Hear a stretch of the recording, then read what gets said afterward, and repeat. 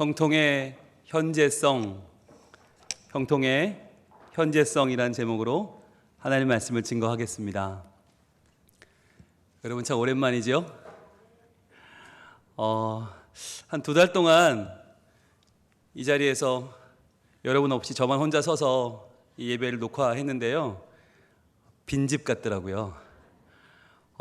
제가 그동안 저희가 입버릇처럼 성민교회는 건물이 아닙니다, 성민교회는 담임 목사도 아니고 조직도 전통도 아니고 바로 여러분들입니다 라고 입버릇처럼 말해왔지만 그게 이번처럼 사무치게 와닿은 적은 없는 것 같아요. 여러분이 안 계시니까 텅 비고 정말 예배 녹화할 때마다 제가 이렇게 심장이 뛰더라고요. 너무 힘들고 무섭고 마치 그런 기분 아세요? 학예회를 하는데 열심히 하는데 엄마 아빠가 안 오신 거, 그런 느낌? 마음이 너무 허전하고요, 마음이 설교할 때마다 허옇게 속이 상해서 내려가는데 너무 힘들었어요. 여러분, 우리 한 분 한 분이 성민 가족들이 성민 교회로구나 다시 한번 깨달을 수 있었습니다. 우리 옆에 있는 분에게 당신이 성민 교회입니다 라고 말해 줍시다. 당신이 성민 교회입니다. 당신이 성민 교회입니다. 예, 맞아요. 여러분 한 분 한 분이 성민 교회고 여러분이 교회예요. 우리가 교회 표어가 하나님을 기쁘시게 이웃과 행복하게인데요, 아무리 혼자서 열심히 노력하고 하나님을 기쁘시게 해보려고 노력을 하는데 이웃과 행복하게가 안 되니까, 이 이웃을 만날 수 없고 함께 할 수 없다 보니까 이 단절된다는 것이 얼마나 힘들고 마음 아픈 일인지를 우리는 지난 2달간 잘 겪었잖아요. 그래서 이제부터라도 이제 우리가 서로 더 존귀하게 여기고 더 사랑하고 더 마음을 내어주고 함께 만들어가는 우리 교회 미래가 정말 중요하겠다 생각이 듭니다. 저는 그런 이야기를 들었어요. 다른 교회에서 상처받고 우리 교회 오신 분인데 집사님이 우리 예배를 드리러 왔는데 처음에 임례송 하잖아요. 왕이신 나의 하나님. 그런데 왕이신 하는데 눈물이 펑 터지더래요. 그 얘기를 듣고 제가 신방하다가 아니 무슨 설교를 듣고 나서 눈물이 나던지 뭐 예배를 드리고 나서 눈물이 나야 이게 맞는 거지, 아무것도 안 했는데 왕이시란데 왜 눈물이 나니까 그랬거든요. 근데 제가 오늘 그걸 경험했어요. 아니 아무것도 안 했는데 왕이시라는 눈물이 팡 나는 거예요. 그러면서 이게 우리가 아프면 그렇구나, 영혼이 아프면 예배를 시작할 때 은혜를 받는구나, 우리 눈물이 터지는구나. 그래서 오늘 제가 하나님이 어루만지시는 손길을 경험을 하고 그런 기도를 했어요. 하나님, 앞으로 오늘만 아니라 매주의 예배가 이런 마음 되게 해주세요. 그래서 예배만 들어도 너무너무 감사하고 예배 드릴 수 있다는 사실이 이게 감격이고 뭐 따지고 뭐 할 게 없이 그냥 이 시간이 너무 좋아서 참 예배, 내 인생을 거는 예배자로 살게 해주세요라는 기도가 절로 나오더라고요. 전에는 사실 여러분들 마스크 쓰고 앉아 계신 게 그렇게 보기 싫었어요. 그래서 저 마스크 좀 안 쓰면 안 될까 봐 속이 상했는데 이제는요, 마스크가 다 뭐예요, 뒤집어 써도 좋아요. 그러니까 와서 앉아만 계세요. 얼굴만 볼 수 있으면요 뭘 해도 좋아요. 상관없어요. 못 보니까 너무너무 힘들고 어려웠는데요, 이렇게 뵈니까 너무 좋고 하나님 안에 우리가 함께 할 수 있다는 것이 얼마나 복된 일인가 다시 한번 깨닫습니다. 우리가 지난 시간에 형통의 일상성이라는 말씀을 나눴잖아요. 일상성이 뭐냐면 우리의 내재된 본성 또는 매번 반복되는 삶이라는 뜻이래요. 그러니까 형통의 일상성은 우리가 어떤 백마탄 왕자를 기다리는 것처럼 특별한 장소, 특별한 곳, 특별한 시간이 아니라 우리가 매번 일상적으로 살아가는 우리의 삶 가운데 하나님의 형통이 있다는 뜻이었잖아요. 그걸 우리가 이 코로나로 인해서 정말 절실히 느끼고 있죠. 우리가 교회에 오는 것도 감사한 일이고 얼굴 보는 것도 감사한 일이고 눈만 마주쳐도 감사하고, 옛날에는 얼싸 안고 손잡아야 좋은 줄 알았는데 이제는요 눈인사만 나눠도 그렇게 좋을 수가 없잖아요. 우리가 형통의 일상성이 어떤 것인지 지금 경험하고 있습니다. 자, 그런데 요셉에게 있어서 그것은 무엇이었냐면, 요셉이 과연 뭘 했길래 그의 주인 보디발이 요셉의 삶에서 여호와께서 그와 함께 하심을 보며 여호와께서 그에게 형통케 하심을 어떻게 봤을까라는 거였어요. 과연 뭘 했길래, 요셉이 얼마나 대단한 일을 했길래 요셉이 아니라 여호와께서 함께 하시는구나, 여호와가 형통케 하시는구나 어떻게 봤다고요? 요셉이 뭘 했길래? 종이니까 매번 일어나서 물 깃고 빨래하고 밥하고 평범한 일상을 살지 않았겠어요? 무슨 대단한 걸 했겠어요? 종인데. 그런데 그러한 삶 가운데에도 하나님은 함께 하셨다. 그러한 평범한 일상 가운데 하나님은 그를 형통케 하셨다는 거 아니에요.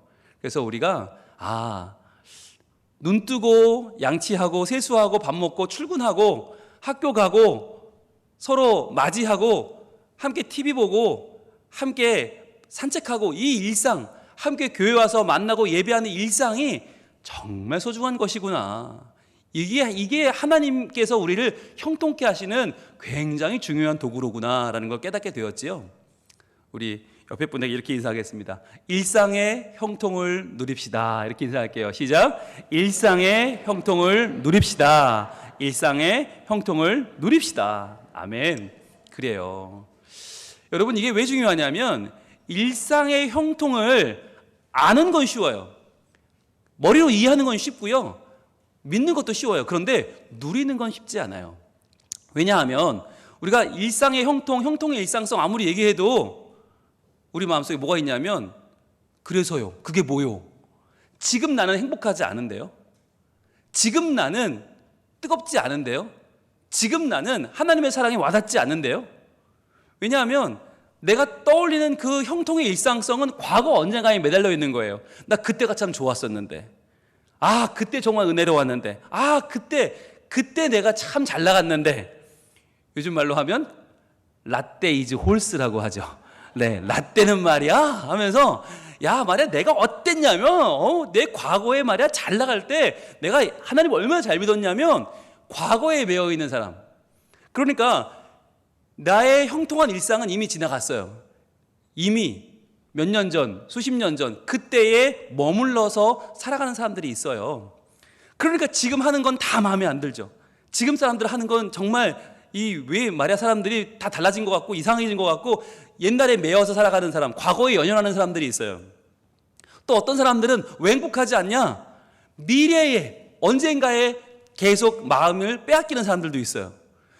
미래에 소망을 두는 건 좋지만 이게 굉장히 허공을 바라보고서 지금은 노력하지 않아. 지금 나는 어떤 수고도 하지 않으면서 그냥 막연하게 그것만 되면 좋겠다. 마치 로또 기다리는 사람처럼 그냥 아이고 이게 되면 얼마나 좋을까? 이랬으면 얼마나 좋았을까?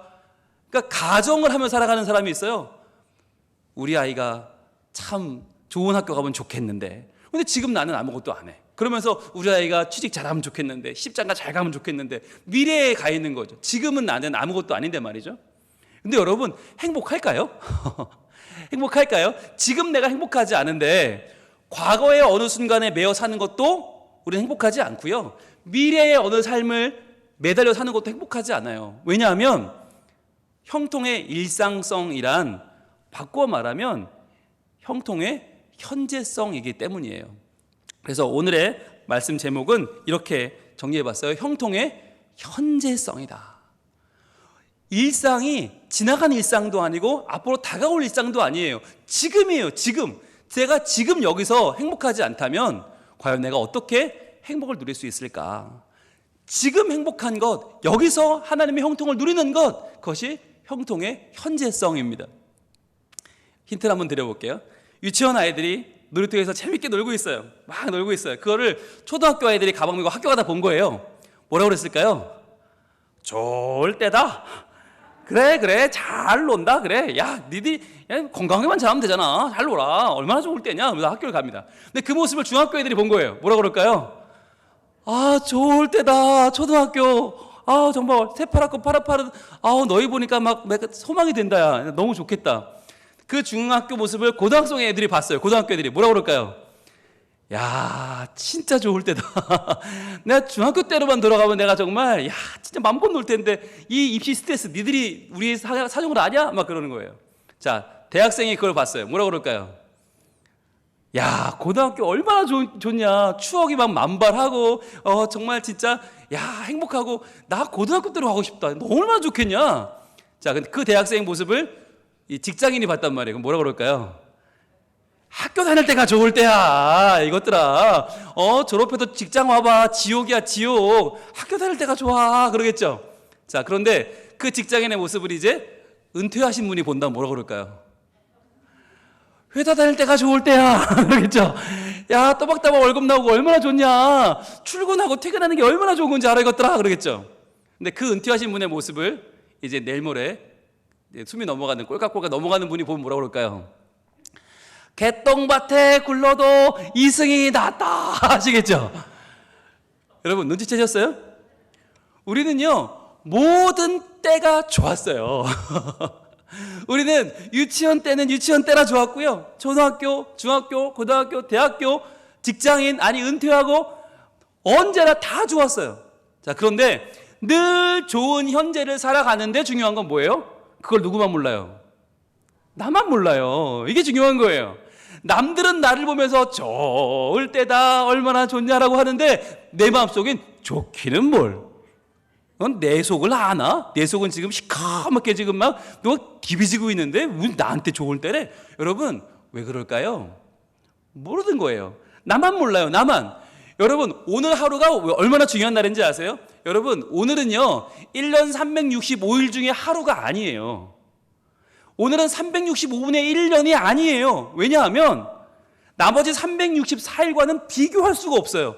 이미 그 중에 지나가 버린 날들 우리가 어떻게 할 수 없죠? 앞으로 오지 않은 날들 손댈 수 없어요. 오늘 하루만 우리는 선택할 수 있고 변화시킬 수 있고 오늘 하루만 사랑할 수 있고 오늘 하루만 내가 중요한 일들을 해낼 수 있는 날이잖아요. 오늘밖에 없어요. 여러분 우리가 만약에 100살을 산다고 가정하면 36,500일을 살게 됩니다. 그럼 오늘은 내 평생 36,500일 중에 하루냐? 아니라는 거예요. 나머지 3만 일을 다 줘도 바꿀 수 없는 값진 하루.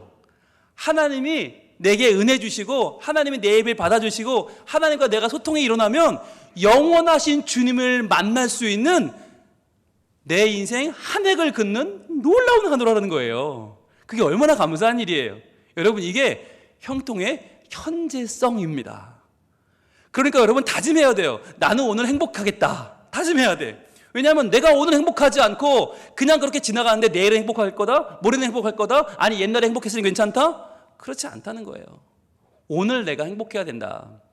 여러분 오늘 본문에 보면 요셉도요 그러한 삶을 살았다는 거죠. 한번 볼까요? 오늘의 본문 창세기 39장 3절 말씀 한번 같이 보겠습니다. 오늘의 본문 시작. 그의 주인이 여호와께서 그와 함께 하심을 보며 또 여호와께서 그의 범사에 형통하게 하심을 보았더라. 아멘. 여러분 그의 주인 보디발은요 하나님을 모르잖아요. 그런데 어떻게 요셉의 모습 속에서 여호와께서 그와 함께 하심을 보았을까요? 어떻게 여호와께서 그의 범사에 형통하게 하시는 걸 보았을까요? 아니 요셉이 과거에 정말 가나안의 최고 명문 집안 아브라함의 증손자여서 그랬을까요? 이삭의 손자고 야곱의 아들이니까 그 대족장 집안의 아들이니까 아마도 여호와께서 함께 하실 것이다 라고 생각했을까요?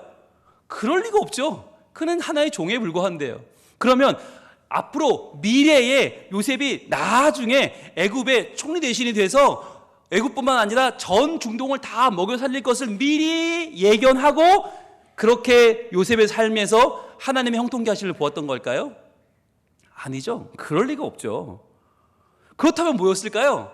바로 지금 종이지만 지금 낙담하고 앞이 보이지 않는 그러한 괴로운 삶이지만 지금 요셉이 오늘 현재의 삶 속에서 나와 함께 해주시는 하나님을 의지하고 살았기 때문에 하나님이 그의 낙담하는 삶 속에 찾아오셔서 그의 삶을 형통케 지금 하셨기 때문에 그러한 삶을 살았으니까 보디발이 볼 때 요셉은 지금 하나님의 형통하심을 입고 있구나라고 본 것이죠. 여러분 이 본문에서 중요한 단어가 나오는데요. 형통하게 하심이라는 단어가 형통하게 했다는 단어가 두 단어로 되어 있어요. 원래 히브리 원문에는 두 단어인데 마찔리아흐 빼아드라고 하는 단어예요. 한번 보여주세요. 마찔리아흐 빼아도. 그런데 이 중에서 마찔리아흐는 형통하게 한다는 뜻이고 빼아도가 무슨 말이냐? 빼아도란 말은 그의 손 안에란 말이에요. 우리말은 번역을 안 했지만 이게 두 단어인데 빼아도, 야드는 손이거든요. 그러니까 빼아도는 그의 손 안에예요. 즉 그러니까 하나님은 요셉이 지금 그 두 손으로 하는 일에 형통케 하신 거예요. 지금 그 손으로 하는 일에 복을 주셨단 말이에요. 그러니까 이게 형통의 현재성이죠. 그의 손이 지금 닿는 곳마다 때마다 일마다 하나님이 복을 주셨다는 거죠. 그의 손이 부엌에 가 있으면 부엌의 복을 받고, 그의 손이 밭에 가 있으면 밭의 복을 받고, 그의 손이 가서 섬기는 곳들마다 하나님이 형통케 하셨다. 빼야도. 여러분, 이게 얼마나 중요하냐면 우리에게도 마찬가지라는 거예요. 여러분, 지금 우리가 하나님의 자녀 아닙니까? 요셉 꼬리가 다리가 뭐가 있어요? 우리도 우리의 두 손, 손을 한번 들어보세요. 이렇게 손 한번 들어보세요. 우리가 손이 지금 무엇을 하고 있느냐는 거예요. 우리의 손이 지금 애쓰고 수고하는 일들이 있죠. 지금 내가 하고 있는 일이 있죠. 하나님은 이 일에 복을 주시고 이 일을 형통케 하신다. 나의 빼야도 내 손이 하는 그 일이 하나님 복을 주신다는 거예요. 그러니까 내가 이 사업을 열심히 해서 내가 이렇게 어려운 중에도 하나님께 영광 돌려야겠다. 그 사업에 복을 주시고, 내가 직장생활 열심히 해서 내가 예수 믿는 사람이 얼마나 성실하고 얼마나 정직하고 얼마나 내가 주변 사람들 복되게 하는지 보여주겠다. 그 손에 복을 주시고, 또 내가 우리 가정을 잘 가꾸어서 우리 가정에 하나님의 천국을 만들어야지 라고 하는 그 손에 하는 모든 일들에 복을 주신다는 거죠. 그런데요, 그 중에서 제일 중요한 게 있어요. 우리의 손이 해야 되는 제일 중요한 게 뭘까요? 바로 기도하는 겁니다. 여러분, 우리가 손을 들어 주님께 기도하면 어떤 일이 벌어집니까? 우리의 손을 형통케 하신 일이 어떤 일이 벌어집니까? 놀라운 기도의 응답이 있고요. 이 손을 들어서 주님을 경배하면 어떤 일이 벌어집니까? 하나님이 그 경배의 복을 주시는데, 이걸 깨달은 선지자가 있어요. 그게 누구냐? 호세아라고 하는 선지자입니다. 호세아가 누구냐면 북이스라엘 나라가 망하기 직전에요, 잠깐 반짝 좋았던 적이 있어요. 여로보암 2세라는 왕이 너무너무 악한 왕인데 그때 나라가 갑자기 막 성장을 하고 팽창을 하고 그러니까 사람들이 착각을 했어. 야, 우리나라 다윗 때만큼 커질려나 보다.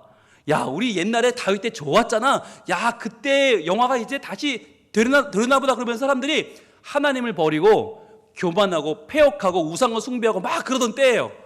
역사적으로 보면 북이스라엘이 망하기 직전이에요. 그때 호세아라는 이 깨어있는 선지자가 하나님의 은총을 받아서, 우리가 이러면 안 되는데, 이 결정적인 순간에 우리가 해야 할 일이 있는데 라고 받아서 기록한 말씀이 호세아 10장 12절 말씀입니다. 한번 찾아볼까요? 호세아 10장 12절. 신약 1265쪽에 있습니다. 구약 1265쪽 호세아 10장 12절 말씀. 자, 이 말씀이 호세아를 통해서 이 시대에 울려 퍼졌는데요, 이런 말씀이에요. 같이 한번 읽어볼게요. 시작. 너희가 자기를 위하여 공의를 심고 인애를 거두라.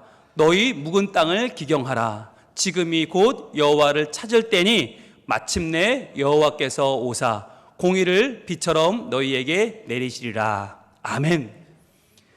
지금 나라가 막 성장하고 잘 되고 있고 사람들은 그래서 성공에 취해 있던 상황이에요. 하나님은 잊어버렸어요.